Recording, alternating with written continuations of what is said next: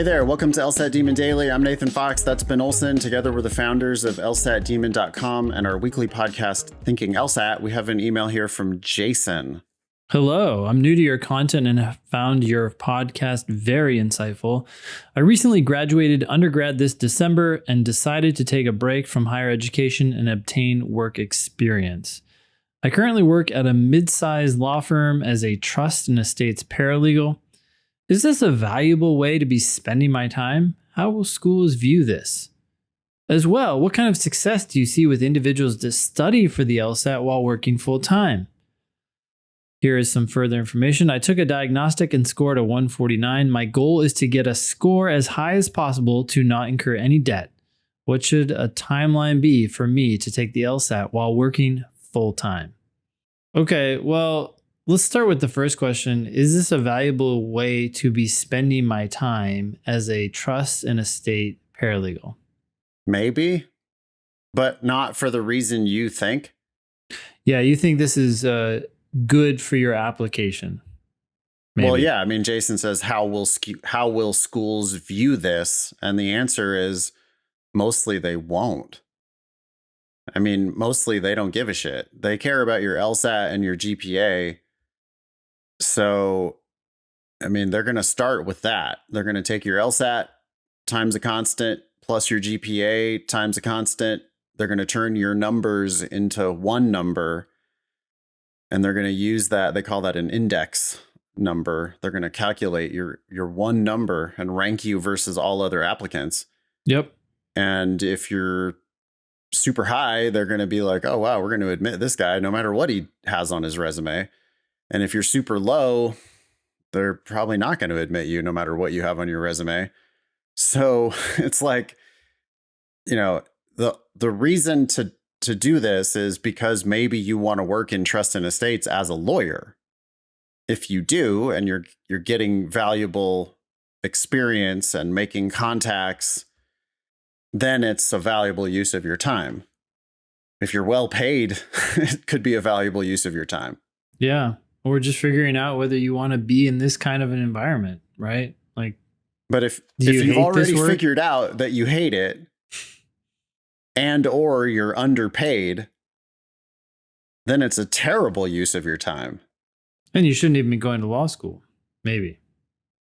Or, well, you should be investigating some other area of law that you think you might actually be interested in. There's a pretty damn big difference between a trust and estates attorney and a criminal defense attorney.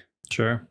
But there are a lot of similarities too. So if you kind of hate this general vibe, right? If you hate lawyers, if you think lawyers are dicks and you just can't imagine continuing to talk to these people for the rest of your life. Yeah, probably just stop there.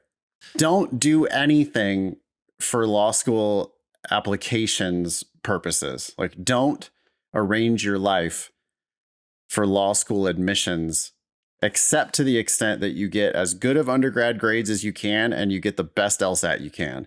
Yep. Those are the things that you should be spending your time on. So Jayson's already done with undergrad. Congratulations and or condolences if you have low grades. Your LSAT career, though, is in full swing, and that should really be your priority. I mean, no job is worth sacrificing your LSAT if you're serious about law school. Now, to be clear, that doesn't mean you need to quit your job. If it pays your bills and you still can get home at a decent hour and study with focus, either before work or after work, then for a lot of people, it's actually better to have a job and study for the LSAT than to try to study for it full time. So work is just a secondary thing. Sure. And yeah, what kind of success do we see with individuals that study for the LSAT while working full time? That's most people. Most people are either school full time or work full time or some combination of school and work. Yeah, so our students are busy, productive people mostly. Mm-hmm. Yeah, I don't even differentiate them. I expect that most of our students are doing something full time or combination full time. Jayson's diagnostic was a 149. Reactions? That's a damn good diagnostic. You know, it's not as good as the 159 that we were looking at earlier, but 149, I would bet, you know, that within a few months, we should be able to get you into the mid 160s. I wouldn't be shooting for 170 right out of the gate. You know, you need to get to 155. And then you got to get to 160, and then you got to get to 165. So I would be looking for incremental progress. You know, can you get to 155 in a month? Something like that. And if so, then, you know, I think you potentially, Jayson, could be taking the LSAT this fall. Mm-hmm. I'd probably not be trying to apply this cycle. It's June right now, and Jayson hasn't taken an official LSAT at all. I think you should probably be looking to apply in fall of 2023 to start law school in fall of 2024. And you could take the LSAT as many as 5 times between now and fall of 2023 applications. Yeah.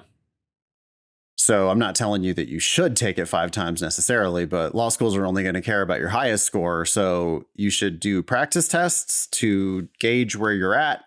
As soon as those practice test numbers start to look like numbers that are going to get you to the school you want to go to at the price you want to pay, then you should start taking the official LSAT. Then you should keep prepping, keep practicing, keep taking the official LSAT until your highest official LSAT on record is going to get you the scholarship that you want. And you can check that at lsatdemon.com/scholarships. Email daily@lsatdemon.com if you'd like to ask us a question or share some LSAT or law school admissions news. Thanks for listening.